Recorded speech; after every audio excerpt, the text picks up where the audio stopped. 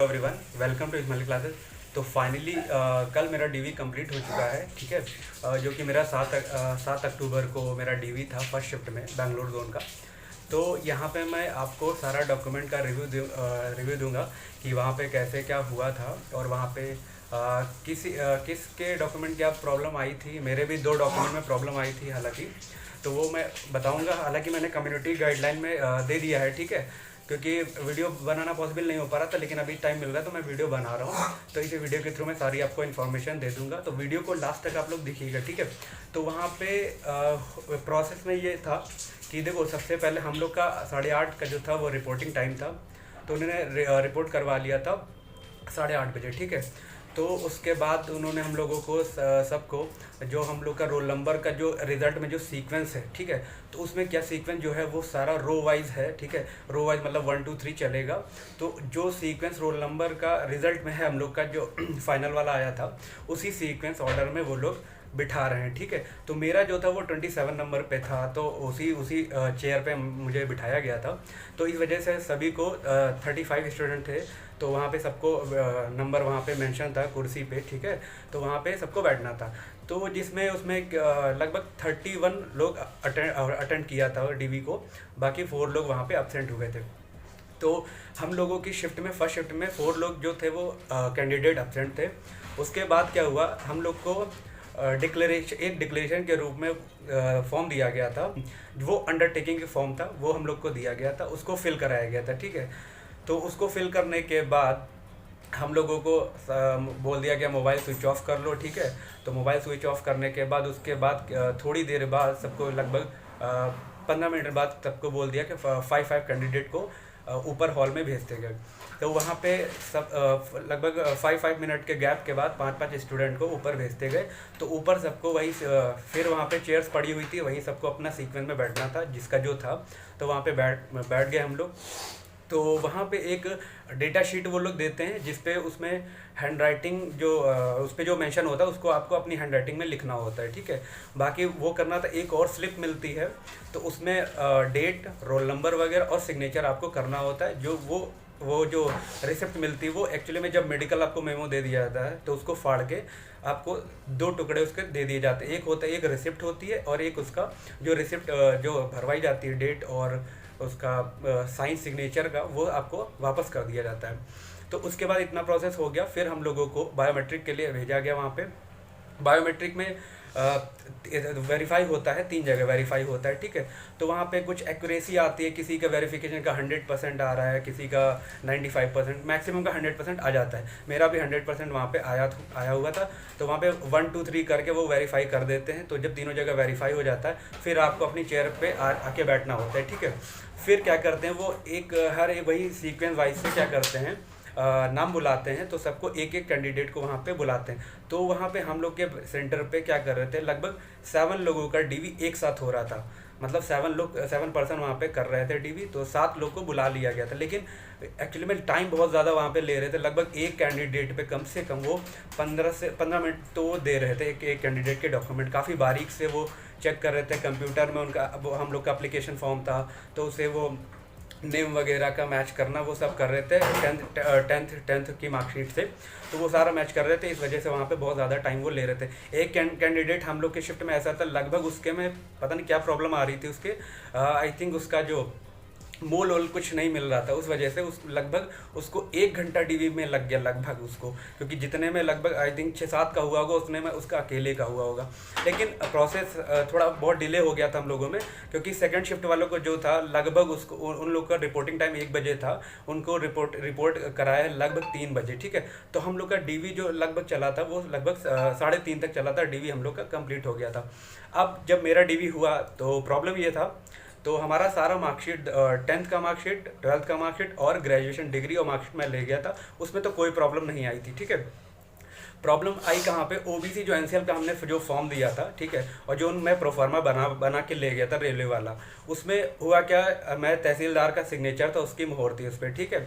और मेरे में वो कह रहे थे कि इस पर गोल मोहर नहीं है, जो कि जिसको ऑफिस सील बोलते हैं, तो उसको वो मांग रहे थे, ठीक है, जो कि मेरे में नहीं था।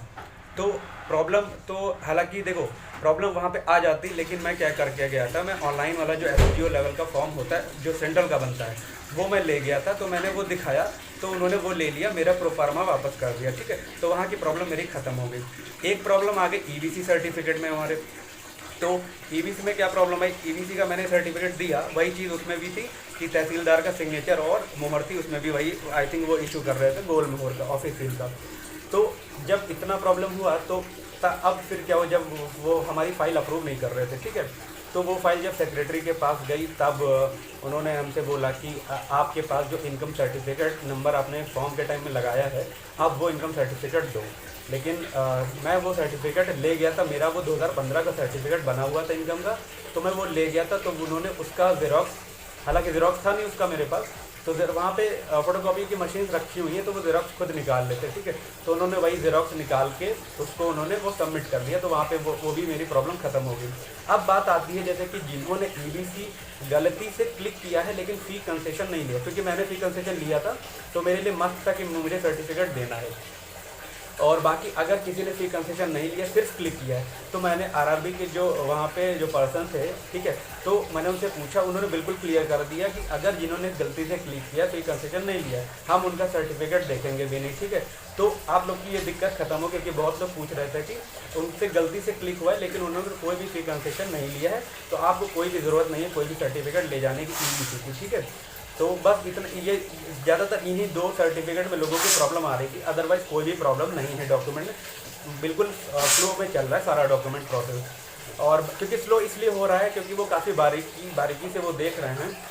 इतना होने के बाद जब हमारा सारा ये कंप्लीट हो गया तब मेरी फ़ाइल अप्रूव हो गई सेक्रेटरी से, तो फाइल को भेज दिया गया था वहाँ पे, जो मेमो जो मैडम जो मेमो देती उनके पास वो फाइल जाती फाइनल में। तब फिर हम लोग को वहाँ पे चेयर पे आके बैठना होता है, तब वो फिर एक सीक्वेंस से वो हम सबका नेम बोलती हैं कि जिसका जो होगा वहाँ पे वो फाइल अप्रूव हो जाती है जब, तो सारे डॉक्यूमेंट उन्हीं के पास चले जाते हैं फिर वहाँ पे। तो वहाँ पे आपसे सिग्नेचर कराया जाता है, मेडिकल के 24 रुपये लिए जाते हैं वहाँ पे। उसके बाद वो सिग्नेचर वगैरह कराने के बाद आपको वो मेमो दे दिया जाता है। वहाँ पे ये भी समझाते हैं कि आपको 7 बजे रिपोर्ट करना है मेडिकल हॉस्पिटल में, ठीक है। और वहाँ पे बिना कुछ खाए पिए जाना है, सिर्फ आप पानी पी सकते हो, बाकी कुछ भी खा पी नहीं सकते हो, ठीक है, मेडिकल से पहले। और बाकी क्या रहा, मेडिकल का सेंटर कहाँ कहाँ दिया है, देखो फर्स्ट शिफ्ट का जो था तो हम लोगों पहले तो वो रैंडम दे रहे थे कि एक को बैंगलोर दे रहे, एक को मैसूर दे रहे हैं और एक को हुबली दे रहे, इस तरह से कर रहे थे। लेकिन बाद ऐसे 3 कैंडिडेट का वो कर चुके थे, लेकिन बाद में पता नहीं उन्होंने क्या डिसाइड किया, क्योंकि काफ़ी डिले हो रहा था, तो उन्होंने डिसाइड किया कि क्योंकि उन्होंने मेमो दे भी चुके थे उन 3 कैंडिडेट को, तो वापस बुलाया गया, उनका मेमो फाड़ दिया गया दोबारा, ठीक है। तो उनको दोबारा मेमो दिया गया, ठीक है। फिर क्या किया, उन्होंने डिसाइड किया कि जो स्टार्टिंग के 20 कैंडिडेट हैं उनको क्या कर दिया, हुबली दे दिया, ठीक है। और लास्ट के हम लोग का 31 था, तो लास्ट के जितने भी बचे थे उसको दे दिया मैसूर। तो मेरा 27 था, तो मुझे मैसूर मिल गया है मेडिकल सेंटर, बाकी का हुबली दे दिया गया। फिर लेकिन इन्होंने ये कर रहे हैं कि चाहे फर्स्ट शिफ्ट हो चाहे सेकंड, इन्होंने क्या किया है 20 स्टूडेंट हर सेंटर पे भेजेगा, 20 हुबली पे भेजेगा, 20 मैसूर में भेजेगा, 20 बैंगलोर में भेजेगा। तो हम लोगों में क्या हुआ, 20 कंप्लीट नहीं हो रहे थे, ठीक है, क्योंकि मैंने आपको बताया कि 31 स्टूडेंट ही वहाँ पे अटेंड किए थे, क्योंकि 4 वहाँ पे अपसेंट थे। तो उन्होंने क्या किया, जो सेकंड शिफ्ट भी हुई थी तो स्टार्टिंग के 4 या 5 कैंडिडेट उठा लिए, उनको मैसूर दे दिया है, बाकी को बैंगलोर वहाँ पे शिफ्ट कर दिया है। अब जैसे आगे की शिफ्ट होगी उसको फिर हुबली वहाँ पे भेजेंगे, हुबली मैसूर देन बैंगलोर, ठीक है। इस तरह से वहाँ के मेडिकल सेंटर अलॉट हो रहे हैं वहाँ पे। तो बाकी कोई प्रॉब्लम नहीं। एक प्रॉब्लम लोगों की एनओसी की थी, ठीक है। तो एनओसी में प्रॉब्लम ये है, अगर आपके पास एनओसी नहीं है, ठीक है, तो वो टाइम आपको देंगे 28 अक्टूबर तक, ठीक है। आपको 28 अक्टूबर तक हर हाल में आपको वो डॉक्यूमेंट सबमिट करना होगा। लेकिन इसका ये नहीं मतलब है कि अगर आपके पास डॉक्यूमेंट नहीं तो आपको मेडिकल मेमो नहीं दिया जाएगा, आपको मेडिकल मेमो वहाँ पे मिल जाएगा, ठीक है। बाकी सारा प्रोसेस आपको चलेगा जैसा सबका चलेगा, लेकिन आपको वहाँ पे बस दोबारा जाना पड़ेगा, ठीक है।